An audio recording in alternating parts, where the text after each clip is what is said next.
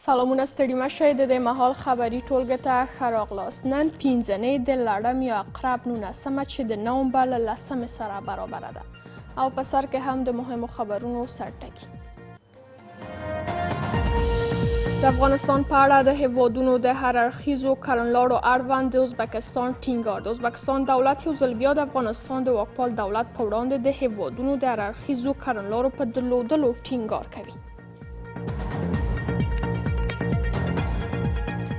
په افغانستان کې د بریتانیایي ځواکونو د عملیاتو په لړ کې ډېر شمېر ماشومان وژل کېدل. یوې بریتانیایي بنسټ معلومات ورکړی چې په افغانستان کې د بریتانیایي ځواکونو د عملیاتو پایله کې 46 تر 115 ماشومان وژل شوي دي.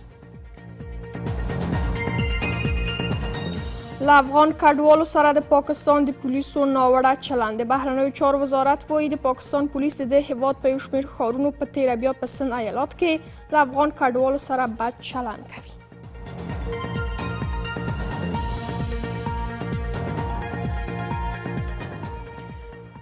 او د ستراتیژیکو اقتصادي همکاریو په پراختیا د روسیې او ایران ټینګار.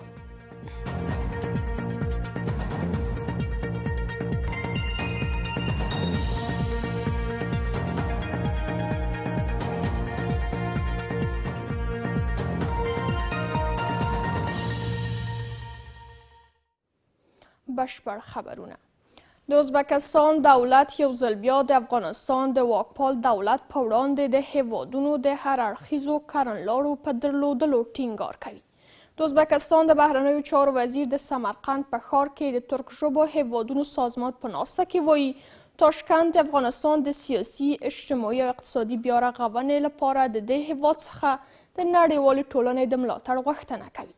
په همدې حال کې اسلامي امارات د افغانستان په اړه د هیوادونو ګډ ګام مرسته کوونکی او له هیوادونو سره د کابل د تعامل لپاره ګټور بولي.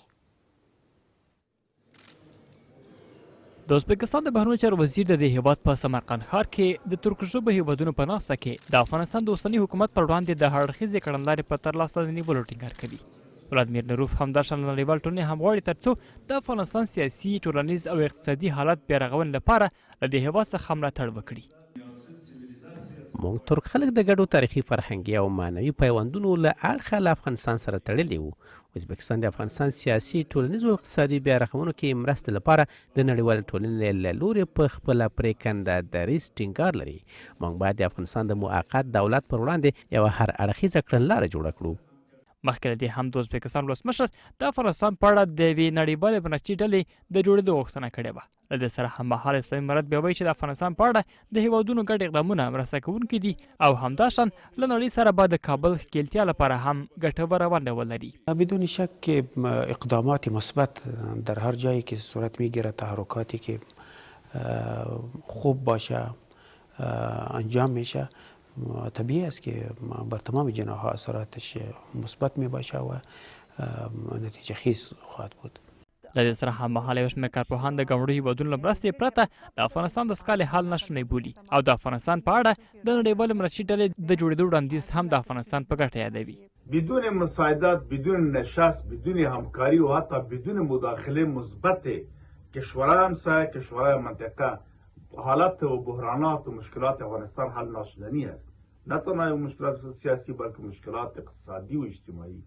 بنان رئیس جمهور ازبکستان پیشنهاد درست کردند که یک هیئت در کل جهانی باید در مورد افغانستان دست به کار شود و افغانستان باعث یک کشور و بشر یا ملت باعث یک بشر جهان باید بهشان مساعدت صورت بگیرد. د ترک ژبو هیوادونو د سازمان ناسته د ازبکستان په سمرقند ښار کې د سبا لپاره هم دوام لري. آذربایجان، قزاقستان، قرغیزستان، ترکیه او ازبکستان هیوادونه د دې سازمان غړي او همداشان مجارستان او ترکمنستان هم څارونکي دي. د بهرنیو چارو وزیر وایي د پاکستان پولیس د هیواد په یو شمېر ښارونو په تیره بیا په سند ایالت کې له افغان کډوالو سره بد چلند کوي. د دې وزارت چارواکي ټینګار کوي له دې سره چې د افغانو کډوالو د ستونزو د هوارۍ لپاره په پاکستان کې د افغانستان سفارت او حکومت هڅې کړي، خو دې هڅو مثبته پایله نه ده لرلې. د بهرنیو چارو وزارت چارواکي له پاکستان څخه غواړي چې د پولیس ځواکونو مخه ونیسي ترڅو د افغانو کډوالو سره ناسم چلند ونه شي او د یو مسلمان او ګاونډي هیواد په توګه له کډوالو سره په کوربهتوب کې خپل پازه ادا کړي. له افغان کډوالو سره د پاکستاني پولیسو ناوړه چلند په اړه د هیواد د بهرنیو چارو وزارت غبرګون. د بهرنیو چارو وزارت وایي له څو مودې راهیسې پاکستاني پولیس د یاد هیواد په یو شمېر ښارونو او په ځانګړې توګه د پاکستان په سند ایالت کې له افغان کډوالو سره ناوړه چلند کوي. د دغه وزارت چارواکي وایي چې دغه وزارت په پاکستان کې د افغانستان سفارت او قونسلګرۍ هڅه کړې چې د افغان کډوالو ستونزې هوارې کړي، خو دغه هڅو تر اوسه کومه پایله نه ده لرلې. د ستونزو د حل لپاره د افغانستان د بهرنیو چارو وزارت او په پاکستان کې افغان سفارت او قونسلګریو په پرله پسې توګه هڅه وکړه، خو له بده مرغه د غوښتنو سره سره دا ستونزه حل نه شوه. دغه وزارت له پاکستان څخه غواړي چې له افغان کډوالو سره د پولیسو د ناوړه چلند مخه ونیسي او د یو ګاونډي او مسلمان هیواد په توګه د مهاجرینو په کوربهتوب خپل مسؤلیت ادا کړي. د افغانستان اسلامي امارت د بهرنیو چارو وزارت تل د ډیپلوماټیکو لارو د پاکستان په چارواکو غږ کړی چې د افغان مهاجرینو د حقونو درناوي ته ژمن پاتې شي. هلته له تلونکو او میشتو افغانانو سره د ناوړه چلند څخه پولیس منع کړي او د یو مسلمان ګاونډي په توګه د افغانانو ښه کوربهتوب وکړي. سازمان‌های بین‌المللی و سفارت افغانستان در پاکستان باید در بخش ساماندهی این مهاجرین اقدام عملی نماید. از سوی دیگر دولت پاکستان موظف است بر اساس کنوانسیون‌های بین‌المللی در بخش برخورد حسن با مهاجرین تلاش بیشتر نماید. د بهرنیو چارو وزارت د چارواکو په وینا په پاکستان کې سلګونه زره افغان کډوال ژوند کوي او نه یوازې دا چې هلته خپل غیر سیاسي ژوند تیروي، بلکې د کوربه هیواد په اقتصادي وده کې هم مهم رول لوبولی دی. په دې وروستیو کې د هیواد پخواني ولسمشر حامد کرزي هم د پاکستان په سند ایالت کې د څه باندې زرو افغان کډوالو په زنداني کېدو اندېښنه ښودلې او د یاد هیواد له حکومت یې غوښتي چې له افغان کډوالو سره د نړیوالو معیارونو او بشري حقونو پر بنسټ چلند وکړي. یوې بریتانیایي بنسټ معلومات ورکړی چې د 2006 تر 2014 کال کې په افغانستان کې د بریتانیې ځواکونو د عملیاتو په پایله کې 4 تر 115 ماشومان وژل شوي او د بریتانیا دولت د هغوی کورنیو ته تاوان هم ورکړی دی. په همدې حال کې یو شمېر کارپوهان په افغانستان کې د نړیوالو ځواکونو لخوا د عام خلکو مرګ ژوبله د هغه شمېر څخه چې خپریږي ډیر بولي. دوی همداشان په افغانستان کې د بهرنیو ځواکونو د جنگي جرمونو څخه د بې پلوه څېړنې غوښتنه کوي. په بریټانیا کې د وسلوالو تاوتریخوالو پر وړاندې اقدام بنسټ راپور ورکړی دی چې په افغانستان کې له 2006 څخه تر 2014 زیږدیز کاله د بریټانیې ځواکونو د عملیاتو په پایله کې 4 ماشومان د دې هیواد د سرتیر له لوري وژل شوي او د بریټانیا دولت د دوی کورنیو ته تاوان هم ورکړی دی. د بنسټ انکار کړی دی چې مخکې له دې د بریټانیا د دفاع وزارت د دې هیواد د سرتیرو له لوري یوازې د 14 ماشومان وژل کېدل منلي وو. په داسې حال کې چې د وژل شوو کسانو شمېر 115 تنو ته رسیږي چې نیمایي یې بیا له 13 کلونو ټیټ عمر لرونکي کسان دي. بهرني ځواکونه چې په افغانستان کې جنگي جنایتونه انجام کړي دي هغه باید اول دغه جنایتونه وڅېړل چې په افغانستان کې دوهم د قدم کې هغه چاته چې تاوان اوخته هغه دفعه باید غرامت ورکړل شي. در کنار غرامت اونها باید مکلف هستند که بر مردم افغانستان جوابگو باشند و تحت پیکرد حقوقی بین المللی قرار بگیرند، چون این هم نقض حقوق بشر هست که خودشان را مدافع حقوق بشر می‌نامیدند. یو شمېر کارپوهان بیا د نړیوالو ځواکونو له لوري د ماشومانو مرګ ژوبله له هغه شمېرنې ډېر یادوي چې خپره شوې او د ملي او نړیوالو بنسټونو له لوري په بې پرېتوب سره په افغانستان کې د جګړه‌ییزو جرمونو د څېړنې غوښتونکي دي. او نهادهایی که داد از حقوق بشر میزنند مکلفیت از ایناست که این جنایت رو بررسی بگیرن و عاملین از اونا را اگر مجازات نمیتوانند حداقل مجبور به پرداخت غرامات بسازند. ما از امارت اسلامی افغانستان میخواهم که روی یک راپور ملی در سطح افغانستان کار بکنه و در این راپور تمام جنایاتی که از طرف کشورهای پیشرفته ایالات متحده آمریکا، ناتو، انگلیس و کشورهای دیگر در افغانستان صورت گرفته مورد بررسی قرار بگیره. د وسلوال تاوتریخوالو پر وړاندې د اقدام بنسټ له لوري خپاره شویو معلوماتو کې همداشان ویل شوي دي چې هیڅ داسې شواهد شتون نه لري چې وښیي برټانیې ځواکونو د ماشومان په موخیزه توګه وژلي دي، خو برټانیې ځواکونو بیا د افغانستان په ګڼه ګوڼو سیمو کې له درندو وسلو ګټه اخیستې ده. د خبرونو دوام له یوې لنډې دمې وروسته.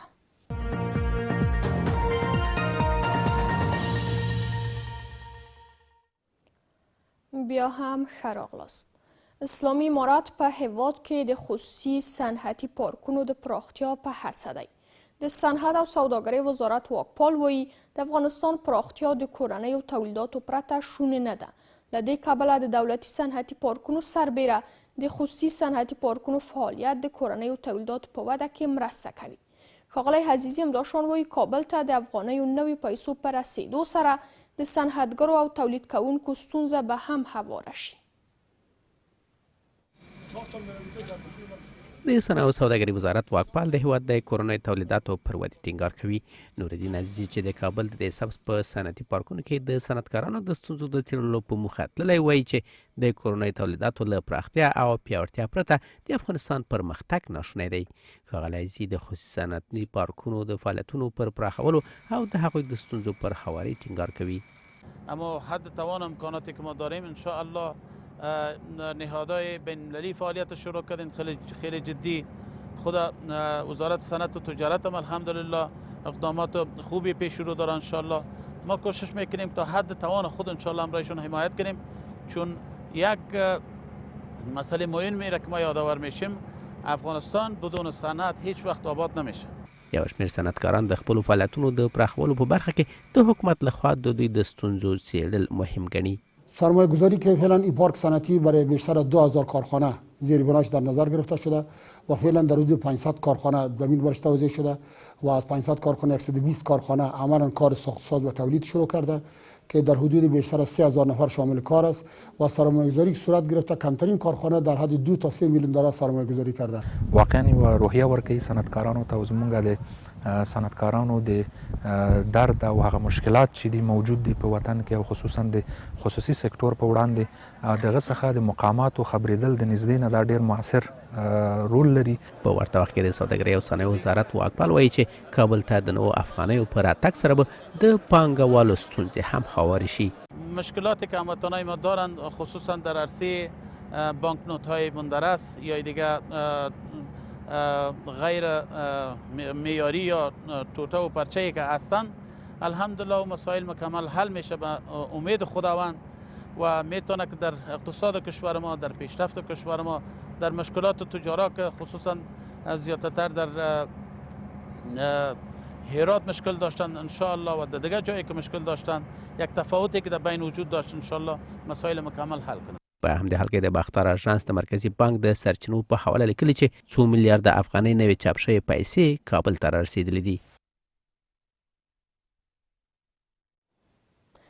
د ننګرهار د کانال ریاست په دې ولایت کې د زیتونو د حاصلاتو له ډېرېدو خبر ورکوي. د دې ادارې چارواکي وایي دمګړۍ په 1900 جریبه ځمکه کې د زیتونو بڼونه کړل شوي چې د هغه د راټولولو او پروسس بهیر هم دوام لري. هغوی همداشان ټینګار کوي چې که د برېښنا د پرچوي ستونزې هوارې شي کولی شي د پروسس وړتیا په ورځ کې 15 ټنو ته ورسوي. دا د ننګرهار د کانال ریاست د زیتونو کارخونه ده چې 16 لسیزې وړاندې د زیتونو د تیلو او اچارو د تولید په موخه جوړه شوې ده. د ننګرهار د کانال ریاست وایي چې اوس مهال د زیتونو د راټولولو او پروسس موسم را رسیدلی او په ورځ کې تر 10 ټنو زیتون پروسس کوي چې ترې اچار او غوړي ترلاسه کیږي. دوی بیا د برېښنا پارچاوي د خپلو تولیداتو پر وړاندې له لویو ستونزو یادوي.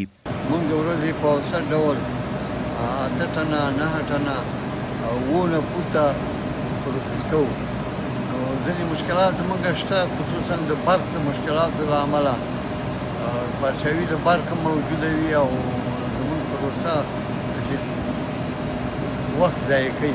د کانال ریاست چارواکي وایي چې دا کارخونه د زیتونو د راټولېدو په موسم کې د 8000 ټنه پروسس وړتیا لري او دوی کولی شي چې په ورځ کې 15 ټنه زیتون پروسس کړي. فابریکه اصلا د 8000 ټنو په ظرفیت جوړه ده چې باید 8000 ټنه زیتون پروسس کړي. د هغه لپاره فرضاً دا کولی شو موږ د 25 ټنو پورې د ورځې موږ پروسس کړو. نور نو حاصلاتو پورې مربوط دي چې څومره راځي او موږ پروسس کوو. زلمی 19 کاله کیږي چې په دې کارخونه کې کار کوي. هغه له خپل کار خوښ دی او د دې کارخونې د تولیداتو له ډېرېدو هم خوشبیني کوي. هغه له حکومت څخه غواړي تر څو د دا شان کارخونو په پیاوړتیا سره خلکو ته کاري فرصتونه برابر کړي.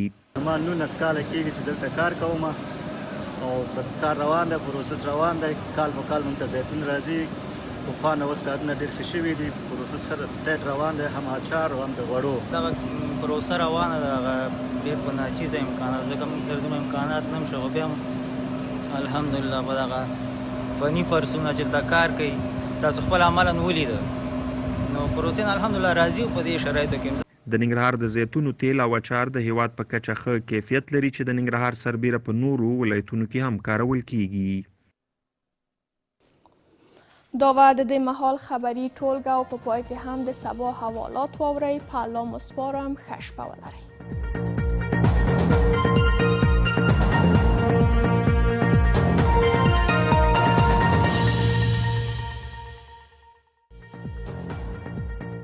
کابل لمرین تودوخې لوړه چې 14-2، مزار شریف لمرین تودوخې لوړه چې 14-4، هرات لمرین تودوخې لوړه چې 12-2، جلال آباد لمرین تودوخې لوړه چې 25-7، بامیان نیمروز تودوخې لوړه چې 7-4، کندوز نیمروز تودوخې لوړه چې 14-3، کندهار لمرین تودوخې لوړه چې 21-8، غزنی لمرین تودوخې لوړه چې 14-5، میمنه لمرین تودوخې لوړه چې 13-2، د بدخشان فیض آباد نیمروز تودوخې لوړه چې 14-1، اسلام آباد لمرین تودوخې لوړه چې 6-8، نوی ډیلی لمرین تودوخې لوړه چې 23-14، تاشکند نیمروز تودوخې لوړه چې 14-3، دوشنبه نیمروز تودوخې لوړه چې 13-0، تهران نیمروز تودوخې لوړه چې 8-9، دوبی لمرین تودوخې لوړه چې 4-4، استانبول نیمروز تودوخې لوړه چې 14-12، مسکو د باران ورښت تودوخې لوړه چې 9-6، بیجینګ نیمروز تودوخې لوړه چې 10-13، او همدارنګه اشخاباد کې به هم اسمان نیمروز وي د تودوخې لوړه چې 15-3.